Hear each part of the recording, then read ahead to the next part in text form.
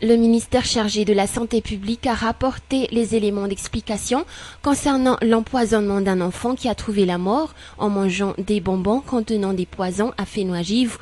À l'issue des diverses enquêtes effectuées, l'on sait qu'une poison dénommée arsenic a été trouvée dans les sucreries consommées par cet enfant. Rappelant que ce fait s'est passé vers la fin de la semaine dernière et 36 nouveaux cas ont été enregistrés, des enfants qui ont été de suite hospitalisés pour avoir consommé des sucreries empoisonnées.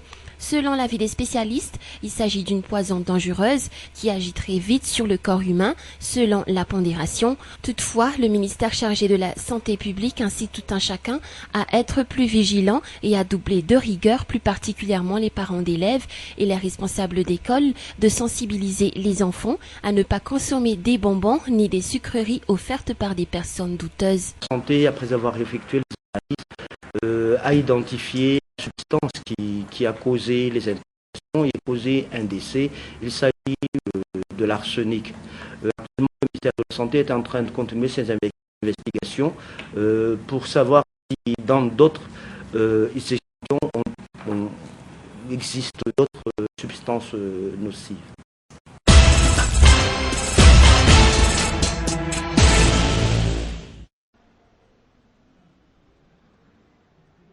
Après la cérémonie de samedi, où le tout nouveau hôtel de ville de la capitale fut inauguré, la commune urbaine d'Antananarive commence depuis hier à investir les lieux. Ce jour, le président de la délégation spéciale d'Antananarive, Edgar Azafndava, a fait connaissance avec son nouveau bureau, mais ce déménagement coïncide également avec le lancement de la porte ouverte sur l'hôtel de ville dédié aux riverains de la capitale. Une porte ouverte qui s'étalera jusqu'au 31 janvier 2011. Les premiers visiteurs ont ainsi pu admirer cette nouvelle infrastructure de la ville en compagnie du PDS et de son staff qui ont servi de guide pour l'occasion. Selon les explications du directeur de cabinet de la commune urbaine d'Antananarive, quelques départements ont déjà leur bureau ici à l'hôtel de ville comme le PDS, le secrétariat général, le service communication, les divers bureaux d'études et le conseil municipal. Toutefois, certains des locaux de la commune urbaine d'Antananarive seront encore gardés et ne seront pas de ce fait transférés à l'hôtel de ville.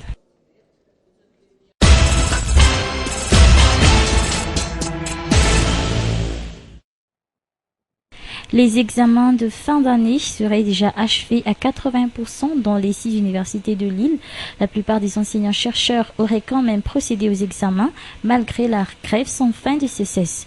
Le CCS qui prévoit de rallonger l'année universitaire jusqu'au mois de juillet 2011 et de créer ainsi une année blanche. Pour le ministère de l'Enseignement supérieur, cette année universitaire s'achèvera bel et bien, mais avec un léger retard, tout comme les concours d'entrée en première année. Bon, à l'heure actuelle, on peut donc dire que 80% des établissements ont fini les examens première session. Ce qui veut dire donc qu'il y a encore 20% qui sont soit au stade en train de terminer les cours, ça c'est très peu. Sinon, il y en a qui terminent donc, qui n'ont pas encore fait la deuxième session. Mais toujours est-il qu'il y a quand même des établissements qui ont complètement terminé l'année. Je citerai par exemple l'Université de Fianarantsoa, faculté d'Aix, de Tana, faculté de médecine, l'ENS de Tuléar, etc. Alors, pour les concours, je crois qu'il reste très peu d'établissements qui n'ont pas fait leur concours. Dans les universités de province, tous les concours ont été faits. On a même les résultats. Il reste, je crois, quelques établissements de Tana qui n'ont pas fini les leurs, mais qui sont en train de réfléchir à ce propos. Diverses dispositions ont été prises par le ministère. Seuls les enseignants ayant effectué les examens de deuxième session recevront leurs heures complémentaires. En ce qui concerne les autres revendications du CCS, c'est responsable d'affirmer que des efforts ont été quand même entrepris, pour ne parler que des indemnités d'installation de retraite qui figurent actuellement dans la loi de finances 2011. Pour les indemnités de recherche, le ministère des Finances et du Budget a déjà déclaré qu'elles seront revues à la hausse en fonction du budget de l'État. Et pour la question du budget de fonctionnement des universités qui, rappelons-le, ont connu un certain retard dans le déblocage des fonds cette année, le ministère de préciser qu'il n'y aura plus de problème à ce niveau si les dossiers comportant les justifications des dépenses sont remis à temps par les responsables. Puis, il y a également le fonds pour la recherche accordé par l'État uniquement aux enseignants-chercheurs qui effectuent des vraies recherches. Le ministère lance ainsi un appel aux enseignants-chercheurs qui n'ont pas encore fini leur programme et leur examen à prendre leurs responsabilités dans l'unique intérêt des étudiants et de leurs parents.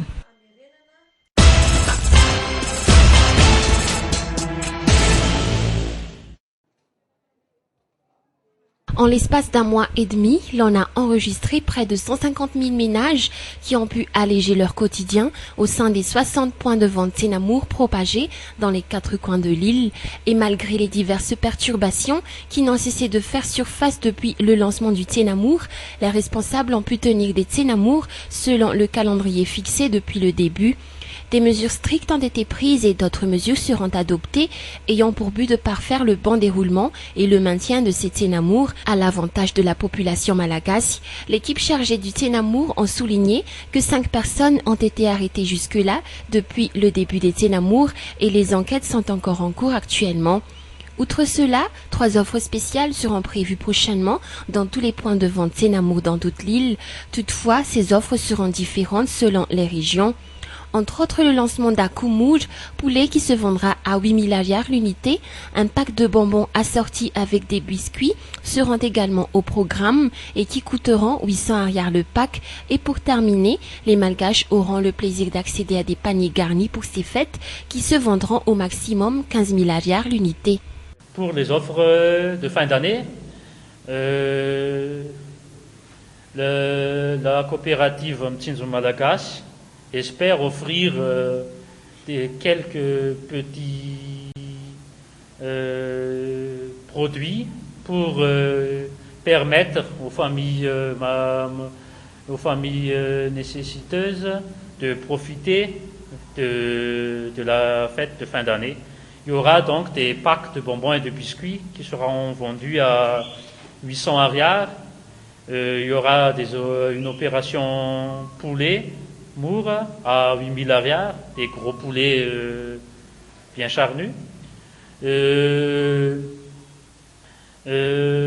L'équipe Tsenamour espère mettre en faveur de la population des paniers, paniers gourmands, paniers assez garnis, de riz, de sucre, de lait concentré, de packs de bonbons et de biscuits, et éventuellement du poulet pour les familles, afin qu'ils puissent faire la fête à prix réduit, à coût très réduit par rapport à la cherté de la vie actuelle.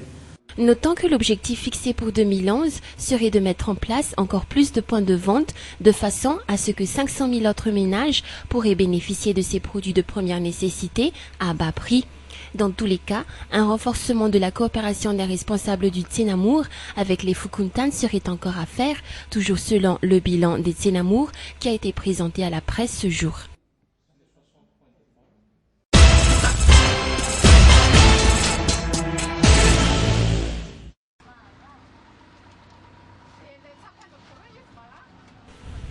D'après les données de l'Instat, le volume d'exportation de la Grande Île a atteint les 29 843 milliards d'ariars durant les 6 premiers mois de cette année.